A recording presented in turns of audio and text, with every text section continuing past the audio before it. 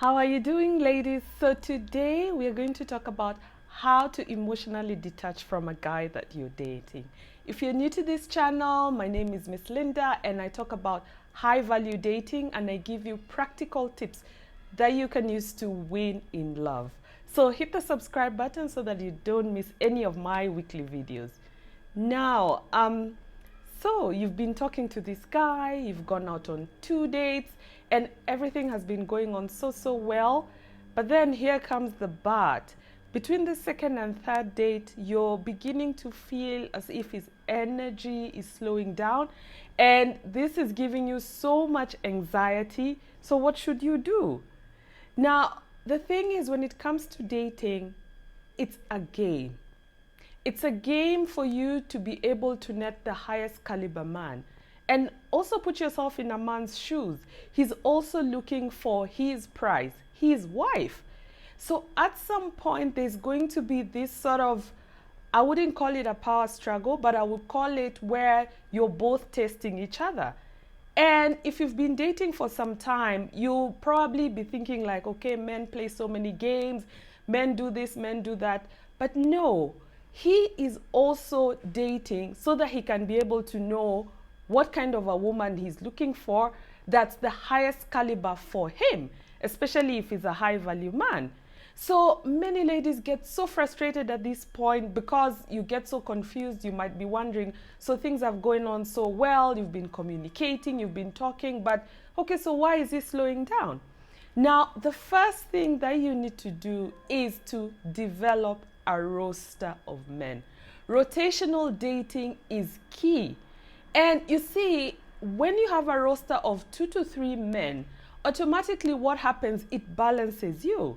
So if you are talking to one particular guy and you see like he's slowing down a bit, you at least have a selection, a pool of men to now start focusing your attention on. It balances you. And this is the one big mistake I see many women making, dating one man at a time. No, you are supposed to develop a roster of men because remember, at the end of the day, dating is sort of like an assessment. It's the same way you go for a job interview. Do you apply for one job at a time? No. You place your CVs in various organizations, and from there, the ones that come to you, that's where you're supposed to be able to, think about what your options are. And it's the same thing with dating. Have a roster. If this guy is slowing down on his vibe, place him on the back burner. Look at the other 2 or 3 men you're talking to, and then start focusing your attention on that. That at least balances you emotionally so that you're not so like frustrated and anxious because the one man you've been banking all your hopes on is slowing down. Okay? So rotational dating is an absolute must. Okay? So the second thing you need to do to help you stay emotionally detached when you're dating, work on your inner child wounds. So many women are they develop such anxious attachment styles because of probably some childhood trauma that they went through growing up. The key to working around this is to do your own inner healing. This helps you to really uncover and just relieve your stress and tension when it comes to focusing too much attention on one man. Your inner work is really key. It helps you to uncover what your past traumas are and bring them to the front so that when you start to see like, oh my God, you're attaching yourself too much, it's not something you just brush on the side, but you're aware. It won't mean that you'll never feel anxious anytime this guy triggers you. No, relationships by nature trigger us. And they trigger you so that you can be able to grow and learn from whatever experiences that you're experiencing at that point with a particular guy. So do your inner healing. It will really help you. And you'll also be equipped with tools just to center yourself, to self-soothe yourself, to at least remain balanced throughout the dating period. Now, this brings me now to my third point, self-soothing. So let's say, so for instance, this guy has gone cold on you. Maybe you don't have a roster or 2 or 3 men. Self-soothing will really, really help. So something simple like say some affirmations like I am worthy, I am valued, I am loved, just to bring down the anxiety. Journaling is also really, really important. And the best approach that I would recommend for you is just do the freestyle journaling. If you're feeling you're so anxious and you just want to pick this phone and call and text, take a notebook, write down every single thing that you're feeling. Journaling is so powerful because you end up just relieving yourself, and it's a safe space. No one will have to read that journal. It's just you bringing out everything that you're feeling within your heart to the forefront. And if you're scared that somebody might find that journal, after you journal, just take all those 3 pages you've written, tear them and throw them away. At least it will start to soothe you and you'll feel a little bit more centered. Okay, so I've told you develop a roster of men. That's really helpful for rotational dating. I've also suggested start to do your inner childhood work, at least to relieve anxiety. I've also given you some journaling and affirmations just to center you when you start to feel like, oh my God, this guy is running away and I must run after him. So those are steps that you can do, and the beauty is all these things are within your, reach. It's something that is within you and you can be able to very quickly practice. You could even call a friend, but I always believe that sometimes it's best to have our own solutions, because when you're attaching to a man emotionally and you feel so needy and so dependent, that is you giving away your power to somebody else. Remember, you're still dating. You're not in a relationship. And even in a relationship, you cannot afford to be this overly needy, insecure kind of babe. Anytime you run too much, you cling onto something, they immediately lose the what do you call this thing? They start to look down upon you because subconsciously they are wondering, what is wrong with her? Why is she holding so much onto me? What exactly is the problem?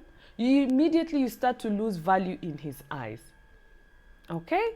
So, and every time a woman loses value in a man's eyes, that's when he starts to take you for granted. So maybe he's dating 2 or 3 other women. I can guarantee you the woman who values herself, who has a healthy sense of self, he will treat her in a completely different way from you, who is so needy, so insecure, so clinging, who gets so triggered at any point where he decides maybe he wants to test you. Now, the other thing for you to remember is men fall in love very differently from women. As women, it's part of our feminine energy to be relational. We like to bond. We like to come close together. It's in our nature. This is not something for you to push away or to say, oh my goodness, no, I'm going to be a hardcore babe. No, that's running away from your emotions. Men need space. Men need that space. And sometimes he could be pulling back maybe because he's not sure about you, or he just needs some space to center himself so that his testosterone can come right back up. Remember, anytime a man and a woman are bonding, for him, his levels of oxytocin go up. That means he's not in his natural masculine self. So for him to come back to his masculinity, he pulls away from you a little bit just to center himself so that his testosterone goes back up, and then he's now excited again to pursue. And men love to pursue. Allow him to cross over. As a woman, learn to lean back. When he pulls back, don't run after him. Center yourself, wait, pull back, live your life. And that brings me to the other point. Some of you don't have much going on in your life. So you'll find the only thing that you're doing is you're working your 9 to 5. Then when you come back home, all you're thinking about is, oh, this guy, so let's text. You text each other to death.